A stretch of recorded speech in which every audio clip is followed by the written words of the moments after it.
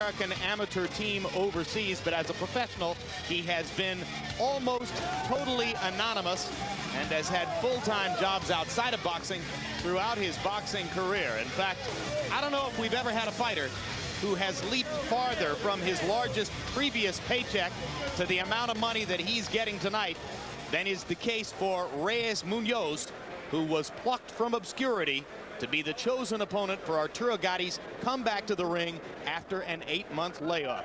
A closer look, Larry.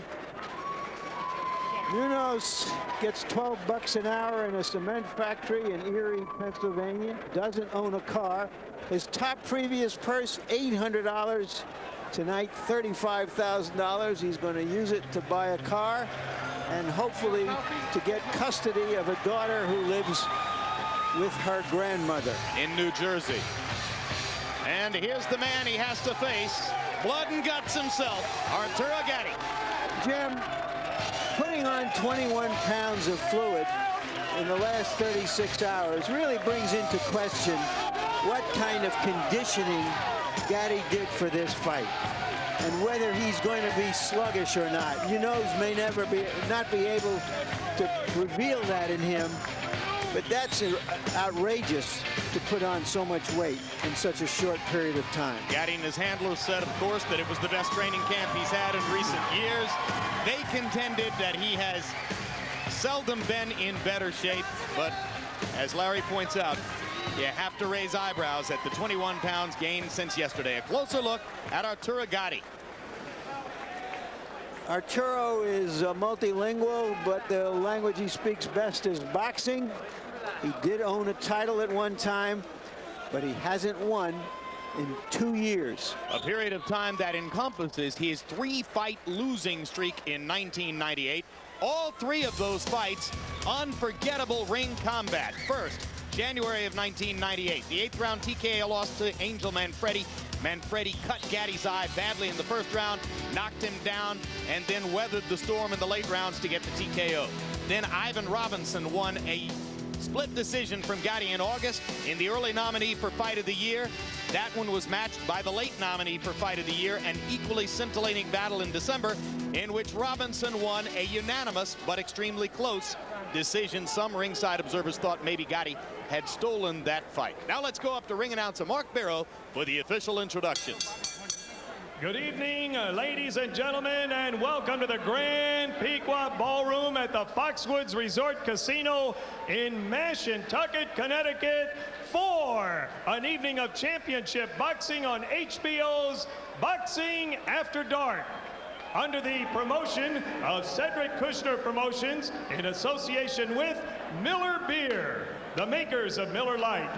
Your matchmakers tonight are Eric Botcher and Carl Moretti. Tonight's bouts are under the auspices of the Mashantucket Pequot Athletic Commission. The chairman is Joey Carter, vice chairman Richard Butler, executive director in attendance Joe Letelier, and commissioners also in attendance, gentlemen John Burns and Peter Timothy. Your ring officials assigned by the Mashantucket Pequot Athletic Commission.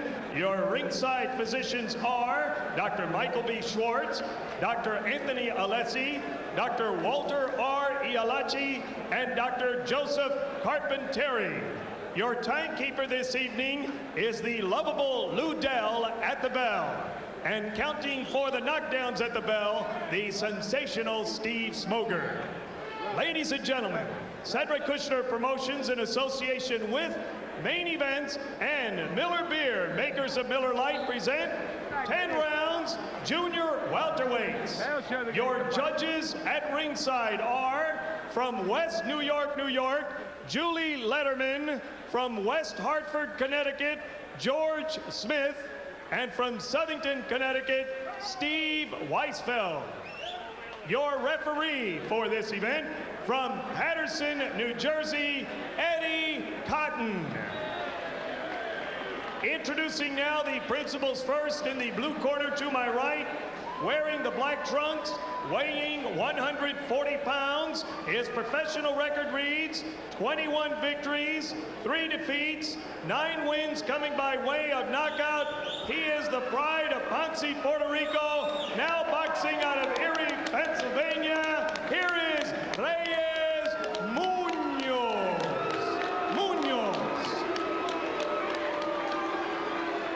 his opponent in the red corner, wearing the white trunks with the blue trim. He weighs 139 pounds. His professional record, 29 victories, 4 defeats, and 24 wins coming by way of knockout. He hails from Jersey City, New Jersey, introducing Arturo Gatti. Gatti, 10 rounds, junior welterweights.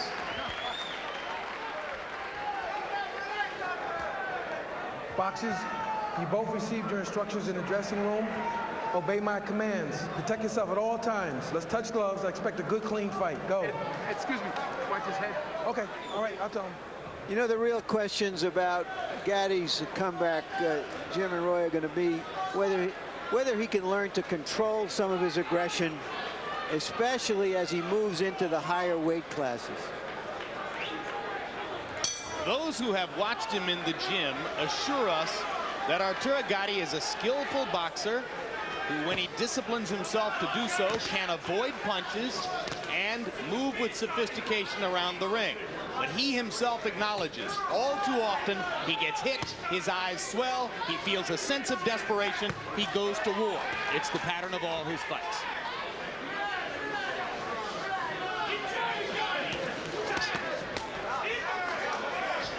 Fearsome body punching, a Gatti trademark. He begins to try to get to Munoz's ribcage early. Gatti's co-trainer Ronnie Shields was worried because he says Munoz likes to come forward and lead with his head. If he butts Arturo, Arturo's definitely going to cut.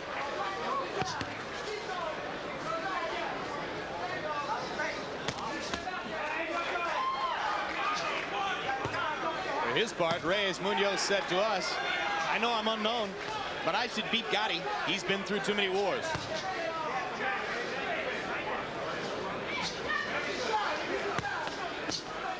He hasn't lost any of his punching power in those wars, though. No, he looks strong. and you know, and who wouldn't at 160 fighting a 145-pound fighter? Right. We're talking a guy we remember as a junior lightweight who tonight is fighting at the middleweight limit. Munoz wore glasses to the fighter meeting with us yesterday, raising some eyebrows. He said, no, I can see this is just for farsightedness, but he does appear to squint and blink as he moves around the ring. Yeah, I think that jab has made him squint and blink. The jab from Arturo Gatti.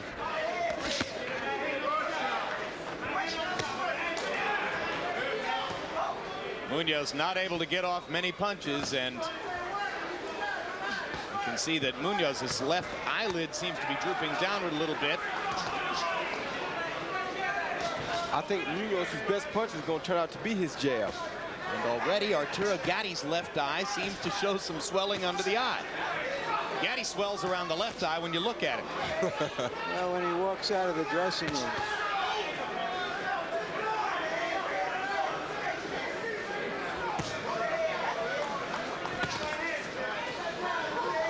Bloody nose for Munoz.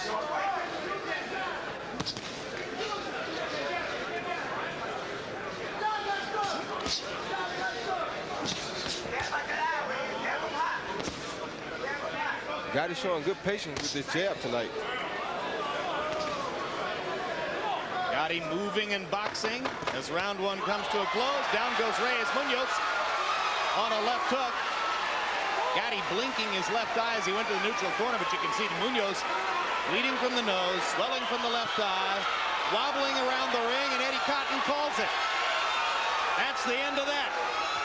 A first-round knockout in his return to the ring for Arturo Gatti. Good matchmaking. Excellent.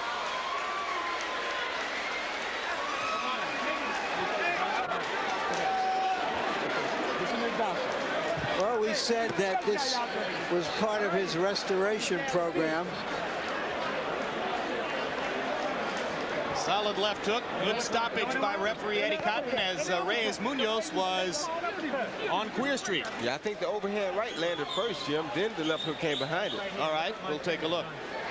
I thought they could have waited. They could have had the bell ring. I don't know why it didn't ring, because the round went past the 3-minute mark, I believe. Arturo Gatti threw 59 jabs among his 77 punches in round number 1. So as you pointed out, Roy Jones, he was working behind the jab throughout the round. Here's the knockout. Yep. Overhand right. Yep. You were right, Roy. Followed by a left hook. Both punches significant, I think.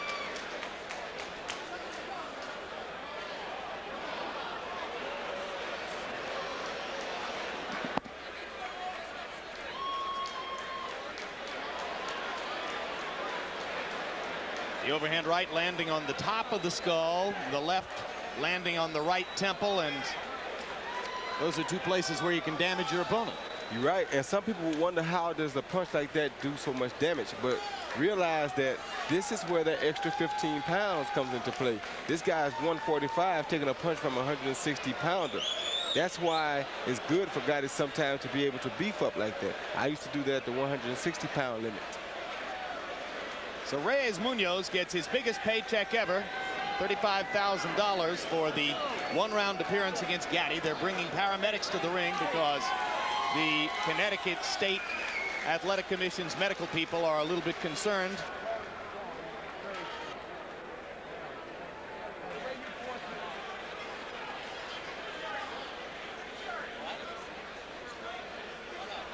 And now let's go to ring announcer Mark Barrow for the official particulars on this one. Ladies and gentlemen, the official time, 3 minutes, 9 seconds. No saving by the bell in the first round. The winner by technical knockout, Arturo Gatti. Gatti.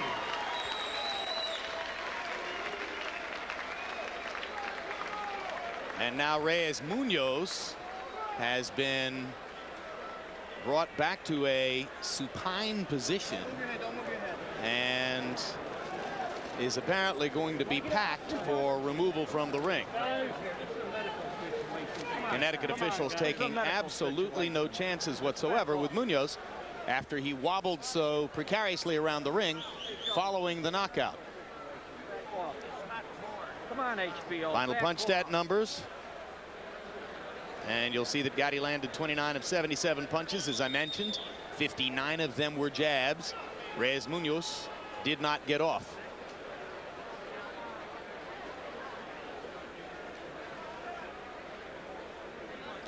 And now let's go to Larry Merchant, standing by with Arturo Gatti. All right, Arturo, something that doesn't look good right here. Munoz is out on a stretcher. It looks as if he is being given some oxygen. The doctors have reported to us that he doesn't look good. Do you want to take a look at him, or what are your thoughts? Well, I just hope he's all right, and I'm sorry if anything. I don't know what to say. Did you feel that you had really hit him hard? It didn't look that there was some great Gatti punch in there that would do this kind of damage. I don't know. I didn't think I landed that hard, but I think it was on the head, so probably that's why he's hurt. But we're probably just doing that for in case anything, just for precaution. All right. So you're hoping that this is precautionary. Yeah, just for safety. And I just hope it's I came here to win a fight tonight, nothing like this. Have you ever been involved in a fight like this when an opponent was stretched out after this? No. All right, let's talk about your return to the ring after you've been away all year long. How did it feel just being back on stage? It felt good to be back on stage, and I just hope that everything is all right because my night is not the same now. If he's going to the hospital and he's not feeling right. But I'm happy to be back in the ring. And you're concerned that this would make it an unhappy occasion. Yeah, because this is not the way that I like to win a fight. And I just hope he's all right, That's all my concern right now. I don't care. I want or not. It's for my Reyes to be all right. And everybody appreciates those thoughts for you. You came in having put on 21 pounds in the last 36 hours, which suggests that you did an awful lot of drying out to make 139 pounds. Were you surprised yourself? No, it's been like this for the last 3 years that I gain a lot of weight after weigh-ins. If I weighed the day before, my body's just like that. I just gain a lot of weight. When I ran into you this afternoon, you were saying you hoped you wouldn't weigh much more than 150 because you might feel sluggish. Did you feel sluggish? I didn't feel sluggish, but first round I was kind of slow. I felt kind of slower than I usually would be, but you know, everything went all right, and I just hope Reyes is all right, Munoz right now. Let's take a look at the future then. Are you going to fight a serious opponent this year, or are you looking to fight another easy opponent? Here are some of the big money opponents that have been raised for you. Duran, Costazoo, should he win the junior welterweight title next week, and even a rematch with Manfredi if he were to win the title tonight. What are your thoughts about those opponents? Well, Manfredi, I deserve a rematch with Manfredi, that's of course. 135, I would make 135 if I would get a world title shot with Manfredi. And Costazoo or Chavez, I would love to do it. My next one could be them if that's possible. If the title's on the line, you know, it's all right. But if it's not on the line, I'd rather have another tune-up fight. Other fighters that have been named, the winner of the Israel Cordona, Paul Spadafora fight to replace Shane Mosley as one of the titleists. You have any thoughts about those two fighters? Right now, you know, I came here tonight to win the fight. I'm going to go back in training, and hopefully my promoters and my manager can have something scheduled for me for soon. And I just want to ask you about one other fighter, a Canadian named Billy Irvin. Yeah. A lot of people think he's a tough guy like you. That would be a hot fight in Canada. Is that something that's on the table as far as you know? Well, Billy Irvin is a tough fighter, but there's only one tough fighter from Canada. It's Arturo Gatti, and I live in the States right now. Well, you are a tough fighter, and we were happy to see you back, but not happy under the circumstances of how the fight ended. Not at all, Larry. I came here to win the fight, and I just hope that Reyes Munoz is all right, and I'm going to make sure he's all right. Thank you very much, Arturo. Back to you, Jim. All right, thank you very much, Larry. Roy, you pointed out that the punching power difference when one guy comes in weighing 160 and the other one weighs only 145 is dramatic. Now, there were 36 hours between yesterday's weigh-in and when these guys entered the ring tonight, and obviously the longer the period of time between the weigh-in and when the fight begins, the greater you have a chance for this kind of mismatch. That's something that state commissions have to keep an eye on. Well, it's going to be hard for state commissions because in this case, you have to look at it two ways. In a sense, Arturo Gatti is also giving himself another advantage. Now, he's taking a risk in giving himself that advantage, but that's part of, you know, it being an advantage. There's also a big risk. It's just like anything else in life. I mean, you take chances on stocks that can make you quick money, well, you take a bigger risk. They can lose big money quick, too. So that's something that I don't think the commissions are going to be able to control. If a guy comes in, I mean, he could have did that if he weighed in this morning.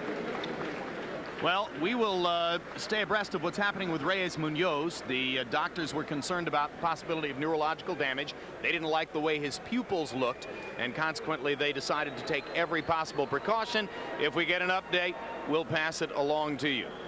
Meanwhile, as you know, we've got another main event coming up tonight, the lightweight championship bout with Stevie Johnston defending his title against Angel Manfredi. First, let's look ahead to one of the biggest boxing events of this or any other year, coming up 1 month from now at the Mandalay Bay Hotel and Casino in Las Vegas, the pay-per-view battle between Oscar De La Hoya and Felix Trinidad. We've waited a long time for this. On September 18, Oscar De La Hoya and Felix Trinidad face off in a battle of undefeated welterweight champions, which has captured the public imagination like few fights in recent memory. De La Hoya's right there. It's Leonard Hearns all over. If Malcolm stops this fight. De La Hoya rides a wave of confidence into this fight. Late-round fireworks at the expense of Ike Quartey and Obakar fortified uneven performances while adding to Oscar's big fight mystique. And a solid training camp in Big Bear, California, reportedly has the Golden Boy in the best shape of his life. For this fight here with Felix Trinidad, I've done more than training. I've prepared myself physically like no other fight. And that will give me the confidence to fight every single round the same way. Tito Trinidad's problem That's his chin, that crystal chin. The soon Oscar De La Hoya hits him, not harder, medium, that fight is going to be over. Felix Trinidad will not take my punch. He's been hit by other fighters, but he's never been hit by me. And it's a whole different punch. It's a whole different feeling.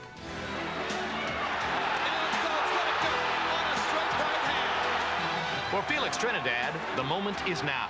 Dominating victories over Pernell Whitaker and Hugo Pineda in 1999 have continued a career-long trend of one-sided wins for the longtime title holder. For Trinidad, training in his native Puerto Rico, September 18 is what he's been waiting for all his life. I'm looking forward to my fight with De La Hoya. I was born with a special talent that God gave me. I'm a natural fighter, and I've learned to be both offensive and defensive. I'm not intimidated by De La Hoya. This fight will end in a knockout, and I will be champion. This fight is the most important fight of his career, but not his most difficult opponent. De La Hoya is a great fighter. He has great ability, and we respect all fighters. But Tito's ability is greater. His preparations are going well, and time will tell. We have two champions who are undefeated, who both have instant knockout power, who are clearly the best fighters in their division, who are clearly two of the best 5 fighters in boxing, fighting in their primes at their best weights. That happens about once every 10, 15 years. It happens next, September 18, and it promises for fight fans unforgettable fireworks. Back live at ringside with the man regarded by many as the #1 fighter in the world, Roy Jones. You talk to a lot of fighters, your buddies, those who look up to you. What's the buzz among fighters about De La Hoya Trinidad? Well, a lot of people think that, a lot of fighters think that Trinidad has an advantage, being that he showed a big heart, that he's not afraid to come back from adversity, that he's been down a few times, but he gets up like the old Larry Holmes did, and he's much more hell when he gets up than he was before he ever went down. So people think that he's going to go in and kind of give Oscar what they've been looking for Oscar to get. But a lot of these people are also Oscar critics because Oscar gets so much publicity in the sport of boxing. And they fail to realize that Oscar is a much better fighter than they are giving him credit for. Felix Trinidad has been down much more times than Oscar De La Hoya has. Felix Trinidad's chin is not quite as Oscar De La Hoya's chin. Oscar is a bigger puncher than most of the guys that Felix Trinidad has fought. So I personally think that both fighters have weaknesses, both fighters have strengths. Whoever comes out and capitalizes on the other's weaknesses first will win the fight. The fight is a toss-up right now. Nobody truthfully has a big advantage. Can't ask for more than that. That'll come up on TVKO pay-per-view September 18 from the Mandalay Bay Casino in Las Vegas, Nevada. That night, it'll be live. Oscar De La Hoya against Felix Trinidad.